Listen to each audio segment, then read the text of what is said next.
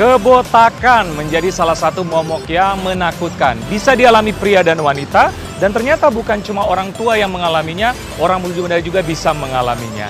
Nah, lantas bagaimana penyebabnya dan cara mengatasinya? Yuk ikutin saya ketemu Dr. Julie, spesialis dermatologi venerologi.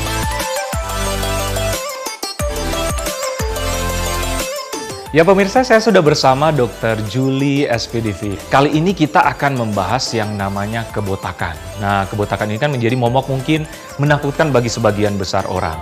Bisa dialami yang tua dan ternyata bisa juga dialami oleh yang muda ya dokter ya. Nah, apa sih definisi dari kebotakan ini dokter? Jadi kebotakan itu atau kita kenal seringnya dengan nama alopecia ya. Alopecia ya? Ya, itu adalah suatu kelainan berupa hilangnya sebagian atau seluruh rambut ya di kulit kepala maupun di daerah berambut lainnya. Gitu dok. Ya, bisa mungkin sebagian, bisa menyeluruh ya. Ya, betul. Nah, penyebabnya apa dokter?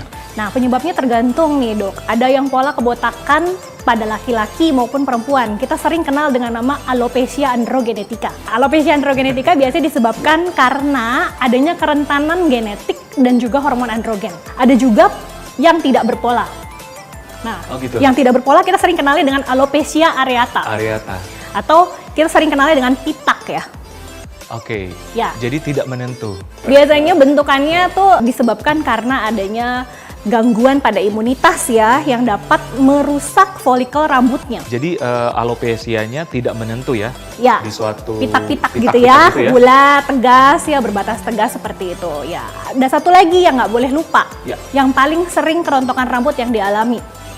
Telogen effluvium. Nah, apa tuh, dok? Telogen effluvium biasanya disebabkan karena satu, gangguan nutrisi, adanya penyakit sistemik gitu ya. Terus adanya gangguan pada tiroid atau juga hormonal, dok. Oke. Ya. Jadi banyak faktor juga yang menyebabkan ya. Biasanya gejalanya seperti apa, dok? Oke. Gejala awal pasti adanya kerontokan rambut. Nah, yang perlu kita tahu adalah kerontokan rambut yang dianggap tidak normal adalah lebih dari 100 helai per hari. 100 helai per hari. Betul. Berarti kalau kurang dari itu masih dianggap normal? Betul sekali. 50 sampai 100 masih dianggap normal. Oke. Ya. Baik. Setelah kerontokan rambut yang dirasakan adalah adanya penipisan pasti. Nah, setelah penipisan akan terjadi yang dinamakan dengan kebotakan. Nah, gejala itu sendiri ternyata berbeda-beda, dok, tiap penyebabnya. Baik. Tadi, pola kebotakan pada laki-laki. Biasanya gejala awalnya terlihat kebotakan pada bagian atas dan depan. Biasanya kita Seperti menyebutnya seperti huruf M. Oh, oke. Jadi ya, atas. M. Oh, oke. Ya, atau pada bagian samping. Bagian samping. Nah, sedangkan pada pola yang perempuan atau kita namakan dengan female pattern, biasanya itu di bagian atas depan. Nah, atas depan. Baik. Dan biasanya tipis ya. Kalau yang perempuan tuh biasanya tipis, nggak sampai habis banget. Ya. Nah, satu lagi adalah tadi yang tidak berpola atau kita namakan dengan alopecia areata. Biasanya bentukannya tadi seperti bulat-bulat berbatas tegas atau kita kenalnya sebagai pitak. Pria atau wanita yang huruf M atau apa tadi ya dokter yang wanita ke atas, atas ya? tengah. Ke atas. Itu akan dialami oleh semua orang atau gimana dokter? Tidak, itu hanya dialami oleh yang mempunyai faktor resiko kerentanan genetik atau yang diturunkan. Jadi ada beberapa penelitian bahwa dikatakan pada laki-laki nih yang mempunyai ayah dengan keadaan kebotakan mempunyai faktor resiko 2 kali lipat menderita kebotakan dibanding dengan orang yang normal gitu. Dengan faktor-faktor resiko yang lain tentunya ya, seperti apa dok? Gangguan nutrisi. Gangguan nutrisi. Ya, malnutrisi lah kita ngomongnya ya. Terus adanya penyakit sistemik, dok, seperti tuberkulosis, adanya penyakit kanker gitu ya. Terus perubahan hormonal misalnya setelah pasca melahirkan atau ternyata setelah mendapatkan sakit yang berat, misalnya setelah COVID-19. Oh, COVID juga bisa ya? Betul, sekarang banyak sekali yang menderita telogen effluvium, ya, kerontokan pada rambut karena sehabis pasca COVID. Pasca COVID ya. Baik, Dokter Julie, ini ada fakta mitos beredar di masyarakat mengenai kebotakan. Nah, katanya pria lebih rentan kebotakan daripada wanita. Fakta atau mitos, dokter? Fakta, tapi tergantung dari pola kebotakannya. Oke, nah, seperti jadi apa, dok? pada kebotakan yang berpola pada laki-laki maupun pada perempuan, lebih benar, lebih sering pada laki-laki. Tapi pada kebotakan yang tidak berpola, itu antara perempuan dan laki-laki sama saja. Oke, berarti tim pria masih beruntung ya, karena sama juga sama tim wanita, dokter. Oke, yang kedua, katanya penggunaan topi berkepanjangan lebih rentan mengalami kebotakan. Fakta atau mitos? Mitos, Dok. Oh, mitos? Mitos. Gimana, dok? Karena sebenarnya yang sehari-hari kita lihat adalah pada orang-orang dengan kepalanya yang botak, itu sebenarnya tujuannya adalah untuk menutupi ya penggunaan topi itu.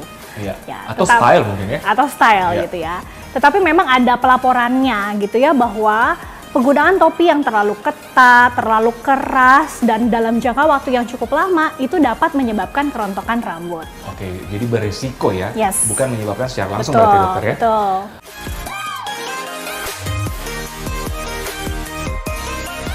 Pada pasien ini sudah terdapat gejala awal dari kebotakan. Kita dapat lihat di daerah depan, ini sudah mulai ke belakang, dan berdasarkan hasil trikoskopi yang kita lakukan, sudah terdapat miniaturisasi dari folikel rambutnya. Ya, Dokter Julie, bagaimana tips supaya kita atau pemirsa di rumah pun yang menyaksikan ini menghindari dari kebotakan dini apalagi? Oke, ini sebenarnya tips yang bisa kita lakukan sehari-hari ya, Dok. 1, tentu saja makan makanan atau diet sehat yang bergizi. Ya, kaya akan kandungan vitamin, zinc, kadar zat besi, dan juga protein.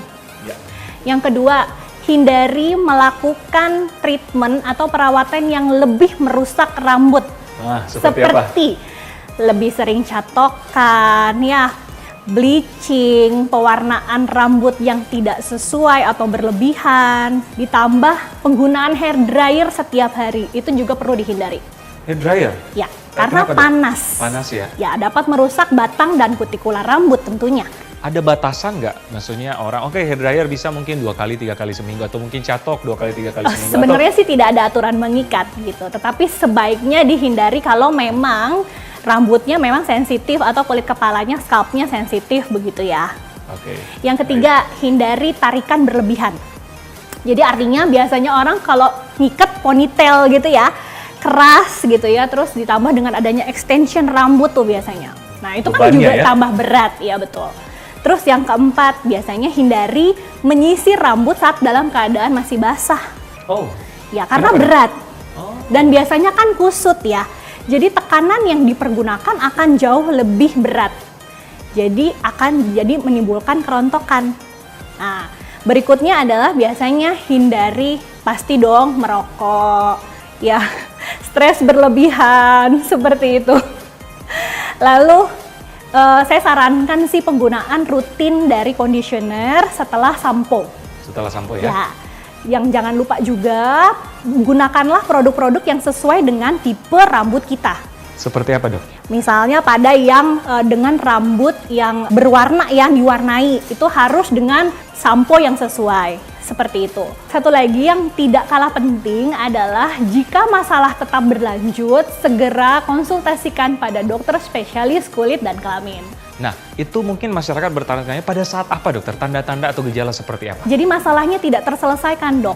Misalnya kerontokannya setiap hari lebih dari 100, kita hitung ya, biasanya kalau pasien itu namanya jadi kayak bawa wombag gitu ya, jadi hair bag gitu.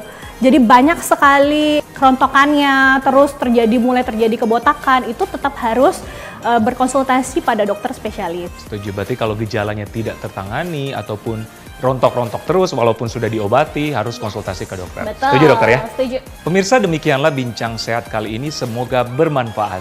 Saya Dr. Ekles bersama Dr. Julie SPDV untuk Hidup Sehat Plus.